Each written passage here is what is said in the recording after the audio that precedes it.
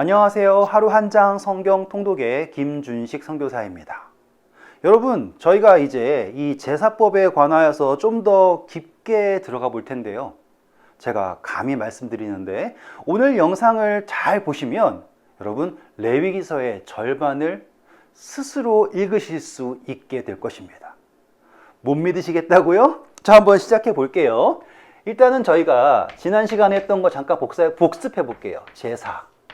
제사는 그냥 제물 바치는 게 아니에요. 예배예요. 그렇기 때문에 하나님께 드리는 예배는 우리 마음대로 한다고 돼서 예배가 아니에요. 그분께서 명령하신 바를 순종해야지만이 예배이고, 그 예배는 하나님에게 생명을 돌리는 거였어요. 그렇죠? 그래서 제사에는 어쩔 수 없이 죽음이라는 것이 항상 나타날 수밖에 없습니다. 왜냐하면 생명을 드리는 것이니까. 제가 지난 시간에 이제 제사의 주인공이 3명 있다 그랬죠. 바로 첫 번째, 기억나세요? 죄인. 두 번째는요, 그렇죠, 제물. 세 번째는 무엇입니까? 바로 제사장이에요. 자, 이렇게 세 주인공만 기억하셔도 시작이 반이니까 절반이라고 쳐드릴까요? 네, 해보겠습니다. 자, 그러면 우리가 생각할 때 제사는 죄인이 제물을 가지고 오거나 또는 제사장이 죄인들을 위하여서 준비한 제물을 하나님께 드림으로써 그 제사가 성립이 되는 것인데, 그 모든 것은 다 어디에서 이루어지냐면 바로 성소에서 이루어져야지만이 이 제사가 성립이 되는 거예요. 이해하실 수 있겠죠? 자, 그럼 잘 볼게요. 그러면 이 제사를 드린다라는 게 성소가 다 이렇게 제사장들이 딱 있잖아요. 그럼 제사장들이 이렇게 손을 모으고 혹은 뭐 의자에 앉아가지고, 자, 오늘은 어떤 죄인이 와서 제물을 드릴까 하고서는 멀뚱멀뚱 기다릴 것 같아요. 어떠세요? 우리가 생각할 때는 이 제사라고 하는 게 꼭 죄인이 찾아와야지만이 이루어질 거라고 생각할지 모르지만 아니에요. 성소는요, 정말로 바쁜 곳입니다. 왜냐하면 저녁마다 1년 된 양 한 마리를 드려요.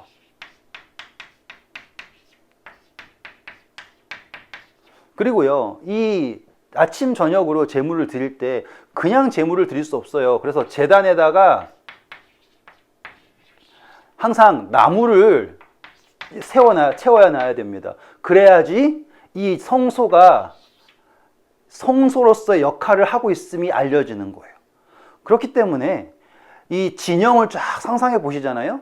그러면 이스라엘 진영 한가운데 성소가 있는데, 거기서는요 아침부터 저녁 계속 연기가 나고 있어요. 그게 중요합니다. 다시 말해서 제가 전 시간에 말씀드리길, 누가 제물을 준비하느냐가 중요한데, 제사장이 죄인들을 위하여서 준비하는 제물은 그들이 원해서 준비하지 않아요. 그렇죠? 필요해서 그게 아니에요. 제사장이 그들을 위해서 준비하는 겁니다. 이해하셨죠? 매우 중요해요. 그래서 매일 드리는 제사는 백성들을 위해서 드려지는 거예요. 그래서 죄인들이요, 내가 오늘 한번 제사를 드리러 가볼까? 하고서는 제물을 딱 가지고 와도 이 제사는 결코 처음 드리는 제사가 될 수가 없는 것이, 이미 그 제단 위에서는 제사장이 백성들을 위하여 드리는 아침 제사와 저녁 제사가 드려지고 있습니다. 다시 말해서 죄인이 드리는 모든 제사는 드려지고 있는 제사 그 위에 참여하는 거예요. 참여. 별표. 이걸 기억하셔야 돼요. 내가 뭔가를 해서 새로운 제사를 드리는 것이 아니라, 우리가 드리는 모든 제사는 하나님께서 예수 그리스도를 통하여 우리에게 베푸신 그 제사에 참여하는 것입니다. 아멘이죠? 자, 좀 더 나가 볼게요. 그렇기 때문에 제사장이 이렇게 성소에서 제사를 시작하고 있다라고 하는 것 자체만으로도 무엇이 확정되냐면 연락되는 것이 확정된 거예요. 이거 매우 중요해요. 매우 중요합니다. 죄인이 가져오는 제사가 어떠한 모양이고 얼마나 잘 준비했느냐에 따라서 하나님이 연락하실까 연락하지 않으실까가 결정되는 것이 아니라 이미 제사장이 백성들을 위하여 드린 아침에 드리는 제사, 저녁에 드리는 제사를 통해서 이미 연락되었음이 확정된 상태에서, 아시겠죠? 확정된 상태에서 그 위에다가 우리가 가지고 오는 제물이 올라가는 거예요. 와, 너무 멋지지 않아요? 그러면 우리는 예물을 가져올 때, 제물을 가져올 때 불안불안해하는 마음으로 제물을 가지고 올 이유가 없겠죠. 우리가 예수님의 이름으로 기도할 때도 바로 그러한 확신이 있으셔야지 되는 거예요. 응답하셨다라는 확신. 우리는 거기에 참여하는 것이다. 이해하시겠죠? 자, 그리고 또 볼게요. 자, 이제 죄인이요. 제물을 가지고 온다라는 건요, 쉬운 게 아닙니다. 여러분, 예수님께 이제 그런 일이 있었죠. 예수님께서 부자가 하늘나라 가는 것이 낙타가 바늘귀로 들어가는 것보다 어렵다 하니까 이 제자들이 뭐라고 그럽니까? 그러면 선생님, 대체 누가 하늘나라 갈 수 있겠습니까? 라고 물었어요. 왜 그런 줄 아세요? 당시 사람들에게는 이 제물을 많이 드리면 죄가 용서되잖아요. 그러면 제물을 바칠 수 있는 사람들은 돈 있는 사람만 바칠 수 있는 것처럼 생각되었단 말이에요. 그래가지고 제물이 많다라는 건 하나님으로부터 돈을 많이 받아서 축복을 받아서 또 제물도 많이 드릴 수 있고, 그러니 부자들은 하늘나라에 갈 수 있겠구나라고 생각했었단 말이에요. 이해하실 수 있겠죠? 그러니 죄인이 제물을 가지고 성소로 나온다는 건요, 너무나 큰 결심이 있어야겠죠. 게다가 이 성소로 나올 때 제가 그림은 잠깐만 그려볼게요. 성소가 이렇게 있잖아요. 그러면 진영은 이렇게 네 군데로 돼가지고요, 이렇게 떨어져 있는 거예요. 그러면 여기가 이제 유다 지파입니다. 여기서 누가 가잖아요. 그러면 사람들이 다 봐요. 여기서 양 들고 가면, 양 끌고 가든지 뭘 끌고 가면 사람들이 다 봅니다. 아이고, 저 사람은 뭐 했겠구나, 이렇게요. 그러니 이게 성소로 나간다는 것 자체가 죄인의 입장에서는 조금 수치스럽다라고 생각될 수도 있지 않겠습니까? 그리고 이 가는 여정 자체가 죄인에게 있어서는, 저와 여러분의 입장에서는 조금 어렵지 않겠습니까? 여기서 잠깐만 묵상을 더 해보자면, 이때가 바로 죄인과 제물이 동행하는 때예요. 여기에서의 그림은 죄인인 제가 양을 끌고서 성소로 나가는 것 같지만, 실제의 모습은 우리의 하나님의 어린 양이신 예수 그리스도가 저로 하여금 성소로 나아갈 수 있게 하는 용기를, 특권을 주셨다라고 묵상이 가능해지시는 거예요. 그 동행하는 여정, 성소로 나아가는 여정. 그렇죠. 갈등이 있겠죠. 부끄럽고요, 두렵고요, 여러 가지 생각이 있겠지만 그 성소로 나아갈 때 우리는 어떤 거냐면, 궁금증을 가지고 가는 성소가 나가는 게 아니에요. 내 제사가 연락될까 안 될까를 걱정하고서 나가는 것이 아니라 이미 제사장이 온 백성을 위하여서 드리고 있는 아침과 저녁에 드리는 그 제사에, 연락된 제사에 참여하려고 간다라고 하는 놀라운 약속이 있다라는 거예요. 그러니 담대하게 나아갈 수 있겠죠? 그리고 그 성소로 들어갈 수 있는 자격을 주는 나의 하나님의 어린 양 예수 그리스도. 아름답지 않습니까? 그 다음이에요. 자, 여기서 보면은 이제 연락된 제사에 참여하려고, 제사에 가려고 할 때 제가 아까 말씀드린 것처럼 죄인은 부담스러울 거예요. 경제적으로도 어떻게 할지 모르겠고, 그렇죠? 만약에 여러분 이제 맨날 교회 예배드리러 오실 때마다 양 한 마리씩 가지고 오세요. 그러면 오실 분 계시겠습니까? 또는 뭐 부자이신 분들은 뭐 한 번씩 막 소를 데리고 오실 수 있겠는데 그게 어렵죠. 자, 그때 이제 하나님께서 제물에 대하여서 이제 설명을 하시는데, 여기 제물이에요. 이렇게 할게요. 자, 제물, 제일 큰 제물로는요, 소, 그 다음에 염소, 그 다음에 양, 그 다음에 비둘기가 있어요. 소, 양, 염소, 양, 비둘기. 그리고 이것의 핵심은 뭐냐면 요렇게만 할게요. 얘네들은요 가축입니다. 가축. 집에서 키우는 가축이에요. 뭐 그러면 개는 아닌가요? 돼지는 아닌가요? 그 중에서도 정결한 동물이다 라고 하는 가축들입니다. 이해하실 수 있겠죠? 한 번 더. 소, 염소, 양, 그리고 비둘기요. 그런데 자 보세요. 그 중에서 요 세 짐승들은요, 소, 염소, 양은요, 항상 구분점을 가지고 있는 게 여기서 이제 숫소, 암소, 암수가 항상 구별이 돼요. 여기에는 수컷, 여기는 암컷이라고 하는 구분점이 있고요. 이렇게 적지 말고 이렇게 적을까요? 수컷, 그리고 암컷. 이렇게 돼요.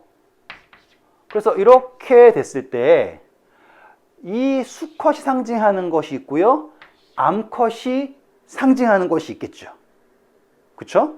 그러면 이 의미에 따라서 어떠한 제사에는 무조건 수컷만 드려야 될 게 있고요. 어떠한 제사에는 암컷을 드려야 될 때가 있고요.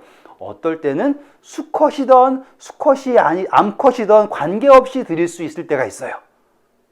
설명해 드리면 번제와 같은 경우는 무조건 수컷만 드려야 돼요. 그리고 이제 속죄제로 가잖아요. 그러면 그 사람이 어떠한 신분인가에 따라서 숫소를 드려라 혹은 숫염소를 드려라 이런 식으로 구별이 되고요. 그리고 개인에 같을 경우는 이제 암염소든지 암양이든지 이렇게 구별이 되는 거예요. 그러니 자, 소는 더 큰 거죠. 그 염소는, 양은 그 다음이에요. 그런데 거기에서 수컷으로 올라갔을 때 C염소처럼 성체를 드릴 때는 이제 좀 더 큰 문제겠죠. 그래서 성경에서는요, 숫소를 드린다라고 했을 때는 어떠한 문제에서 드렸냐면 제사장이나 온 회중, 백성, 이 문제가 생기면 거기에 관해서는 숫소를 드려라 라고 명령하시고요. 그리고 이제 족장이라고 하는 어떠한 그 리더들의 문제가 있잖아요. 그러면 숫염소로 가는 거예요. 그래서 여기다가 족장이라고 할게요. 그것은 뭘 예표하는 거냐면 대표성을 보인다라고 이해하시면 될 것입니다. 어렵지 않죠? 그래서 차등이 있습니다.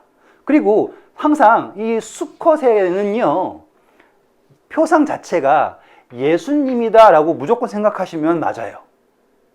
이해하셨죠? 우리는 여자는 교회고 성경에서 남자는 예수님이잖아요. 그러니 여기서는 예수님이구나 라고 생각하시는 게 맞아요. 그런데 여기서 한 번만 더 나가 볼게요. 여기서 또 이제 암컷이 등장하네요. 근데 암컷을 보시면 항상 개인의 속죄에 관련되었을 때는 암컷이 등장을 합니다. 관계적으로 이해하실 수 있겠죠? 수컷이 등장할 때 예수님, 암컷이 등장할 땐 우리라고 하면 그러면 질문이 생길 수 있어요. 아니 이게 무슨 소리예요? 제사를 드리는 것은 전부 다 예수님 아닙니까? 네, 맞아요. 예수님께서 우리를 대신하여서 그쵸? 인간이 되셨죠? 그렇게 적용이 될 수가 있는 거예요. 그래가지고 제가 설명을 드린 적이 있겠나 모르겠는데 우리 요셉이 종으로 팔렸을 때 은 얼마에 팔렸어요? 은 20에 팔렸죠. 기억나십니까? 그것이 이제 사람의 몸값이잖아요. 그런데 잘 보시면 남자 종은 은 50이고요. 여종은 은 30이에요. 근데 예수님께서는 은 얼마에 유다에 의해서 팔리셨습니까? 바로 은 30에 팔리셨죠. 그러니까 우리를 대신하여서 몸값이 대속이 되신 예수 그리스도를 보이는 게 바로 그 은 30의 의미거든요. 그러니 이게 이렇게도 적용이 될 수 있겠구나라는 것을 보실 수 있겠죠. 그래서 수컷과 암컷은 그런 식으로 구분하실 수 있으면 성경을 읽으실 때 매우 쉽게 이해가 가능하실 거예요. 그 다음이에요. 자, 여기 가축들은 항상 수컷과 암컷 구별되고 정도에 따라서 대표성의, 저기 적을게요. 대표성의 정도에 따라서 소, 염소 내려가는 거예요. 성체로 해서. 그런데 그 다음부터는 이제 새끼로 가요. 그래서 성체가 아니라 1년 된 새끼로 갑니다. 그러니 드린다라고 하는 것 자체가 이제 막 생명을 얻은 어떠한 재물이에요. 근데 이제 다시 이제 내려오셔서 이제 등장하는 게 비둘기예요. 비둘기는 가축이 아닙니다. 그런데 거기에 조건이 이제 집비둘기든 집비둘기 혹은 뭐 산비둘기든 이 이야기는 너네가 비둘기를 집에서 키웠던 혹은 잡았던 이거예요. 뭐 산비둘기 종류가 집비둘기랑 다르다 이런 느낌이 아니라 간에 이 비둘기도 예물로 받아주시는데요. 그런데 보세요. 제가 아까 부자들만 하늘나라 가는 거 아닙니까? 라고 걱정한다고 그랬죠, 사람들이요. 그쵸? 근데 하나님께서는 이러한 재물들을 더 가치로 있게 쳐주시는 게 아니라 비둘기를 가지고 와도 그것을 하나님께서는 예물로 받아주신다는 거예요. 그리고 읽어보시면 소를 태워도 염소를 태워도 양을 태워도 다 여호와께 향기로운 냄새다, 향기다라고 표현하시고요. 똑같이 비둘기를 태워도 그것을 예물로 받아주시고 그것으로 속죄건 뭐건 다 이루어 주신다는 거예요. 너무 감사하지 않아요? 그 이야기는 뭐예요? 재물이라고 하는 것은요, 인간이 생각하고 있는 그 크기를 말하는 것이 아니라 거기서 기억되는 하나님께 드려지는 생명의 가치가 중요하다라는 것을 알 수가 있어요. 그리고 이 비둘기라는 건 다시 한번 정말로 가치가 없는 거죠. 근데 대신 얘네들은 다 땅에 속한 거죠. 땅에 속한 거, 가축. 근데 비둘기는 하늘에 속한 거죠. 그렇죠? 뭐 독수리를 드리면 좋겠지만 그래도 하늘에 속한 것 중에서 성경에서 정결한 새로 예표되는 것 중에 하나가 비둘기. 예수님께서 침례 받으실 때도 비둘기. 그렇죠? 노아가 창문 열고 비둘기 이렇게. 그런데 이 비둘기를 드릴 땐 조건이 있어요. 다른 재물들 소, 양, 염소 다 이거는요 죄인이 제사장 앞에서 잡아요. 그런데 이 비둘기는 죄인이 안 해요. 제사장이 합니다. 그리고 날개가 있잖아요. 비둘기가 이렇게 날개가 어떻게 보면 이렇게 비둘기처럼 보이시나요? 이렇게 있는데 날개를 찢어요. 근데 다 찢지 않고요. 날개를 절반쯤 찢어가지고 더 이상 하늘에 속한 생물이 아닌 땅에 속한 어떠한 것으로 표상을 한 상태에서 태워요. 그러니까 이 재물을 드린다라고 하는 것이 어떠한 상징성을 가지고 있구나라는 걸 여러분들 아실 수 있겠습니까? 네, 한번 오늘 한 거 다시 복습해 볼게요. 제가 말씀드린 대로 요것만 이해하셔도 레위기서를 절반을 읽으시는 거예요. 왜냐하면 레위기서에서 계속 반복되는 게 뭐 어떨 때는 소를 드려라, 어떨 때는 염소를 드려라, 어떨 때는 수컷이어야 된다, 어떨 때는 암컷이어야 된다. 거기에 구분점을 이해하시면 읽기가 편하거든요. 아시겠죠? 자, 복습해 볼게요. 지우개 왜 들었지? 복습은 다시 한번 해보겠습니다. 제사는 예배예요. 예배는 생명을 드리는 겁니다. 생명을 드릴 때는 그것을 예표되는 것은 피라고 했어요. 제사에는 주인공이 있습니다. 주인공이 세 명이었죠. 죄인, 재물, 그리고 제사장. 그런데 중요한 것은 죄인이 재물을 가지고 와야지 시작되는 것이 아니라 죄인이 오기 전에 이미 성소에서는 제사장이 백성들을 위하여서 아침에 드리는 그리고 저녁에 드리는 제사를 드려지고 있어요. 그것은 이미 연락이 되었어요. 그런데 그 연락된 제사에 죄인이 참여하는 거예요. 죄인은요, 성소로 나올 자격이 있어요, 없습니까? 없어요. 그런데 죄인이 제물과 동행을 하면 죄인은 성소로 나올 자격이 생기는 거예요. 비록 사람들 앞에서는 부끄러울 수 있지만 죄인은 이제 성소로 담대하게 나아갈 수 있어요. 왜냐하면 나와 동행하는 예수 그리스도가 계시니까. 아멘이죠. 그렇죠. 그러면 그 죄인이 성소로 나아갔을 때 그는 연락된 제사에 참여할 수 있습니다. 그것은 언약이고요. 확정된 것이고요. 그에게 있어 그것은 구원이에요.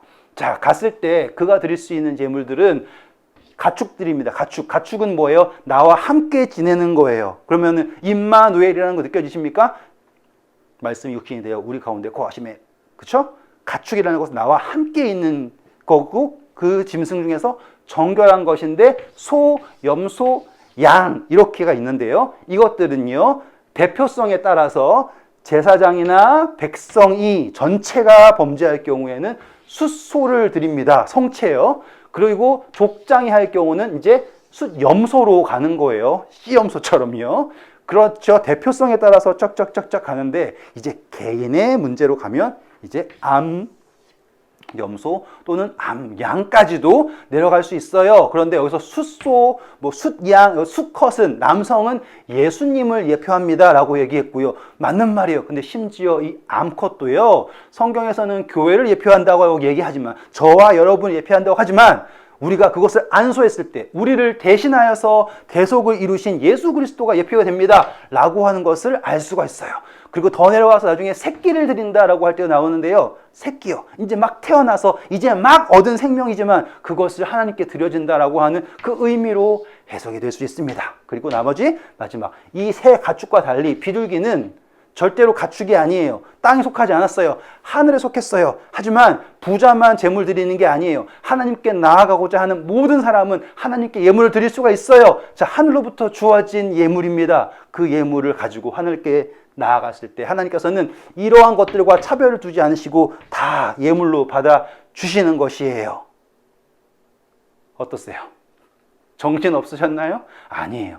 여러분들은 이미 제가 말씀드린 것처럼 레위기서의 그 절반을 익히신 겁니다.